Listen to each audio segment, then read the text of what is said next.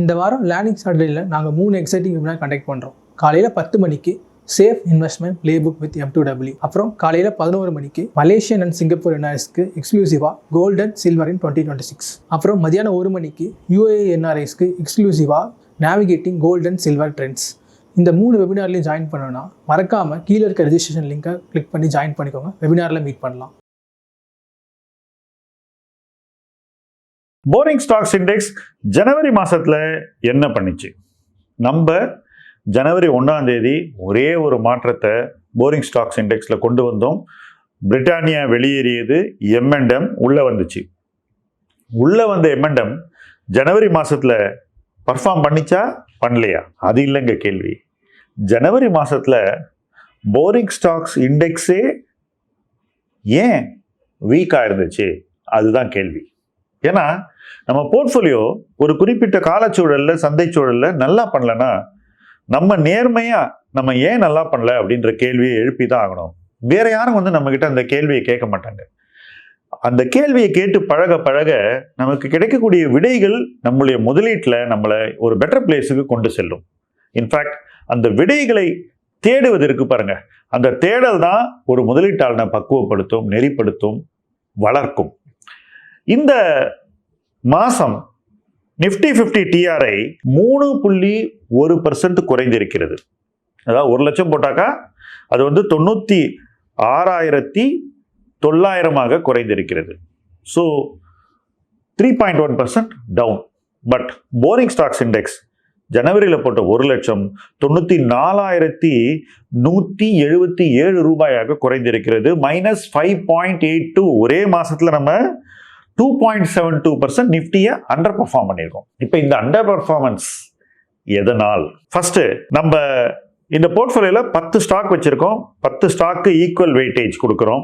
அதே அளவில் எல்லா ஸ்டாக்கும் வச்சிருக்கிறது தான் ஈக்குவல் வெயிட்டேஜ். இந்த 10 ஸ்டாக்ல 2 ஸ்டாக் தான் போன மாசம் பாசிட்டிவ் ரிட்டர்ன் கொடுத்துச்சு, 8 ஸ்டாக் நெகட்டிவ்.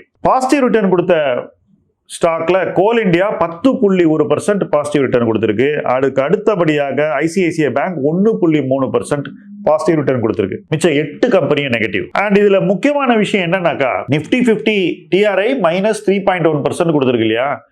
இந்த 8 கம்பெனியும் அதை விட அதிகமா நெகட்டிவ் கொடுத்திருக்குன்றதுதான் முக்கியம். ஸோ இந்த மாதம் நம்ம போர்ட்ஃபோலியோல 8 ஸ்டாக்குக்கு ஒரு ப்ரூட்டல் மந்த் அப்படின்னு தான் சொல்லணும். இந்த ப்ரூட்டாலிட்டி ஏன் அப்படிங்கறத அப்புறம் வரேன். பட் எவ்வளவு ப்ரூட்டல் எந்த ஸ்டாக்லங்கிறத முதல்ல பார்ப்போம். HDFC bank -6.2%, Reliance Industries -11.4%, Bharti Airtel -6.7%, Maruti Suzuki -12.6%, Larsen and Toubro -5%, Mahindra and Mahindra நம்ம உள்ள கொண்டு வந்த புது ஸ்டாக் -8.8%, சன் பார்மசூட்டிகல்ஸ் -7.3%, கடைசியாக ITC -11.5%.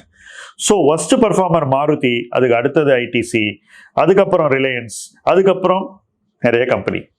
ஸோ இவ்வளவு கம்பெனி நெகட்டிவ் ரிட்டர்ன் கொடுக்கும்போது ஒரு கம்பெனி 10% கொடுத்து இன்னொரு கம்பெனி 1% கொடுத்தாக்கா நிச்சயமா நம்மளால நிஃப்டியை பீட் பண்ண முடியாது. இப்போ இந்த நெகட்டிவ் ரிட்டர்னுக்கு பின்னாடி என்ன இருக்கு?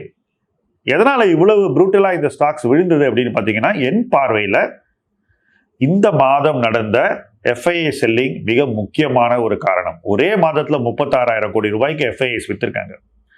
டெய்லி செல்லிங் ஆர்டர் போட்டிருக்காங்க. FIIs கிட்ட இருக்கக்கூடிய பங்குகள் மற்ற பங்குகளை விட அதிக வீழ்ச்சியை கண்டிருக்கின்றன. அது மட்டும் இல்ல, நிஃப்டி இந்த போர்ட்ஃபோலியோ அளவு விழாமல் இருப்பதற்கு முக்கியமான காரணங்களையும் நான் சொல்றேன். SBI மிக சிறப்பான ஒரு பர்ஃபார்மன்ஸ் போன மாசம் கொடுத்திருக்கு. SBI நம்மள்ட்ட கிடையாது.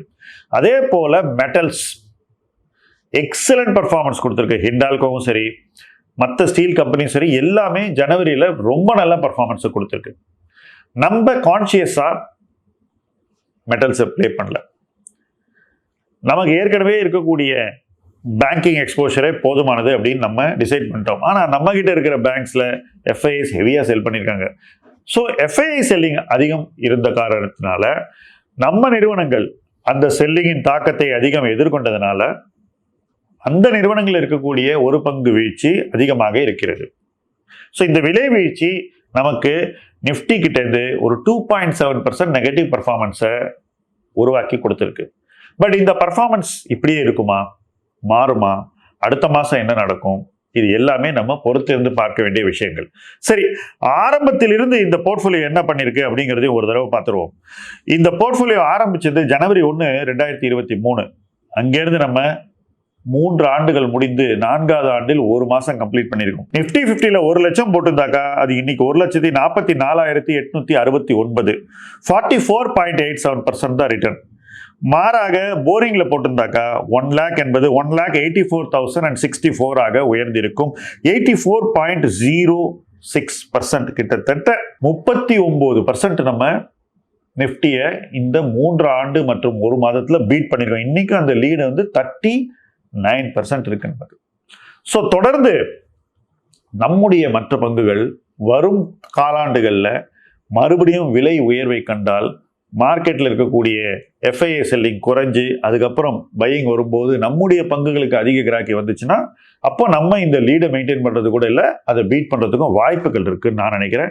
பட் இது எல்லாமே நிகழ்வுகளை நம்பி இருக்கின்றன. ஏர்னிங்ஸ், நிஃப்டியினுடைய ஏர்னிங்ஸ் எப்படி இருக்க போது, கம்பெனியினுடைய ஏர்னிங்ஸ் எப்படி இருக்க போது, நம்ம நல்ல நிறுவனங்களை தொடர்ந்து ஓன் பண்றோமா இல்லையா, இது எல்லாமே இட் மேட்டர்ஸ்.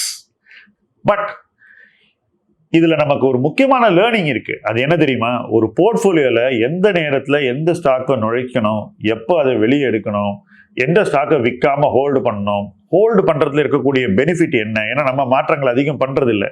அதிக மாற்றம் பண்றங்களோட நம்ம எப்படி பங்குகளை தொடர்ந்து வைப்பில் கொண்டு விற்காமல் இருந்தே பெட்டர் பெர்ஃபார்மன்ஸை கொடுக்க முடியும். இதெல்லாம் நம்மளுடைய லேர்னிங்ஸ். இதுதான் நம்மளுடைய பயணம். இந்த பயணத்தில் தொடர்ந்து போரிங் ஸ்டாக்ஸ் இண்டெக்ஸ் உடன் இணைந்து பயணிப்போம். முதலீட்டு களம் உங்கள் களம். நன்றி.